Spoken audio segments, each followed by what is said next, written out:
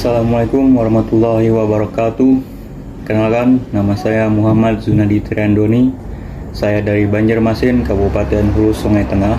Nomor induk mahasiswa saya 8583141127. Pada kesempatan kali ini, saya akan melakukan praktikum IPA dengan materi uji makanan, uji karbohidrat, dan uji lemak. Uji karbohidrat. Karbohidrat adalah senyawa yang terdiri dari unsur karbon, hidrogen, dan oksigen. Tujuan pengamatan adalah mengidentifikasi bahan makanan yang mengandung karbohidrat.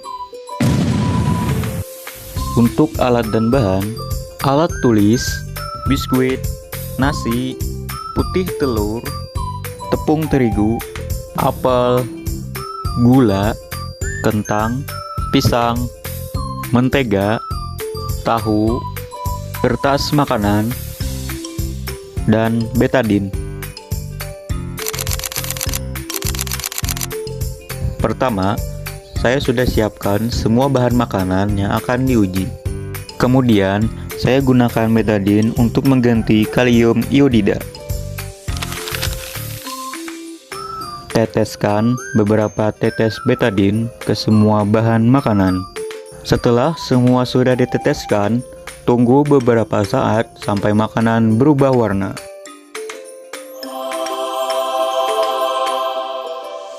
Setelah ditunggu beberapa saat, makanan akhirnya berubah warna. Dapat dilihat pada tepung terigu, nasi, dan biskuit yang berubah menjadi biru kehitaman. Artinya, tepung terigu, nasi, dan biskuit mengandung karbohidrat, sedangkan putih telur tidak mengalami perubahan warna pada betadin. Selanjutnya, ada mentega dan tahu yang tidak mengalami perubahan sama sekali. Begitu pula pada apel dan gula yang tidak mengalami perubahan. Pada kentang terjadi perubahan warna biru kehitaman, dan pada pisang terjadi perubahan biru keunguan yang ada pada di tengah buah pisang. Terjadinya perubahan warna pada beberapa bahan makanan disebabkan oleh reaksi zat kimia pada iodium dengan zat-zat yang mengandung karbohidrat, sehingga hal tersebut menyebabkan perubahan warna seperti ungu kebiruan atau biru kehitaman.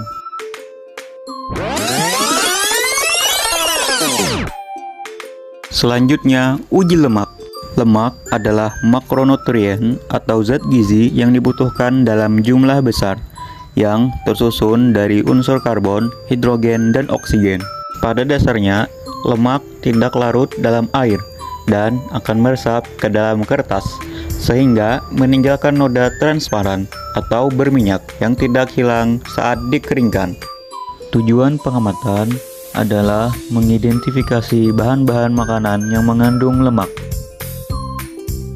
Untuk alat dan bahan, kertas sampul buku berwarna coklat, seledri, kemiri, wortel, pepaya, kacang, biji jagung kering, mentega, minyak goreng, air, susu, santan, singkong kering, alat tulis, sendok besi, korek api, lilin, senter, dan 4 sendok plastik untuk mengganti pipet.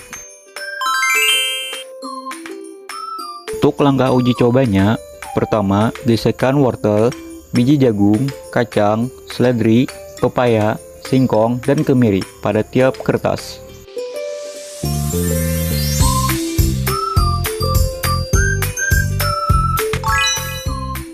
Lalu, gunakan sendok untuk mengoleskan minyak, susu, santan, dan air pada tiap kertas.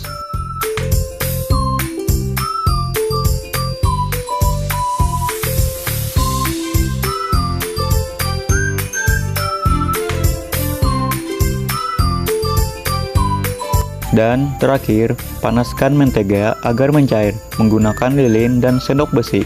Lalu, gunakan sendok plastik untuk mengoleskan mentega yang mencair pada kertas. Setelah kering, kita mulai uji lemak. Singkong tidak meninggalkan bekas.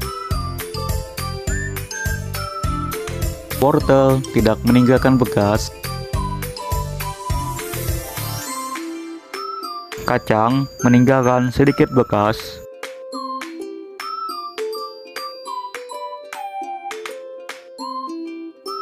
Kemiri meninggalkan sedikit bekas.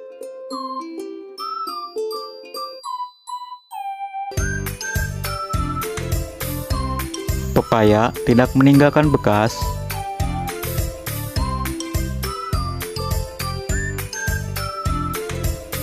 Jagung tidak meninggalkan bekas.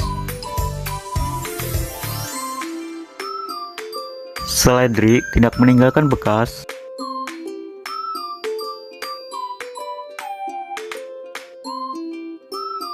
Air tidak meninggalkan bekas. Mentega meninggalkan bekas. Susu meninggalkan bekas. Santan meninggalkan bekas. Dan minyak berbekas. Uji protein. Protein adalah zat makanan penting untuk pertumbuhan, perkembangan, dan mengganti bagian sel-sel tubuh yang rusak. Untuk alat dan bahan, alat tulis, lilin, roti, bulu ayam, garpu penjepit, seledri, kangkung, kertas makanan, gula, tepung terigu, tempe, putih telur, daging ayam, korek api, gelas, air, sendok, tembaga sulfat, dan kapur. Tujuan pengamatan adalah mengidentifikasi bahan-bahan makanan yang mengandung protein. Pertama, nyalakan lilin, kemudian jepit bulu ayam dengan penjepit, kemudian bakarlah di atas nyala lilin, amati dan jelaskan bau yang ditimbulkannya. Gunakanlah bulu ayam yang terbakar ini sebagai kontrol. Jepitlah satu persatu bahan yang akan diuji, kemudian bakar di atas nyala lilin. Bahan yang diuji adalah seledri, kangkung, putih telur, roti, tempe, dan daging ayam. Amati bau yang ditimbulkan. Manakah dari bahan yang dibakar tersebut baunya sama seperti bau bulu ayam yang terbakar? Selanjutnya, lakukanlah dengan cara uji menggunakan tembaga sulfat sebagai berikut. Pertama, larutkan 2 sendok makan tembaga sulfat ke dalam 1 cangkir air, begitu pula dengan kapur. Kedua, aturlah bahan makanan yang akan diuji di atas kertas makanan. Bahan makanan yang akan diuji meliputi gula pasir, roti, tempe, daging ayam, dan tepung terigu. Berikan 2 tetes larutan kapur untuk setiap bahan makanan yang diuji. Pada daerah bekas tetesan air kapur, berikan pula 2 tetes tembaga sulfat. Amati dan catat perubahan warna yang terjadi ke dalam lembar kerja yang sudah tersedia.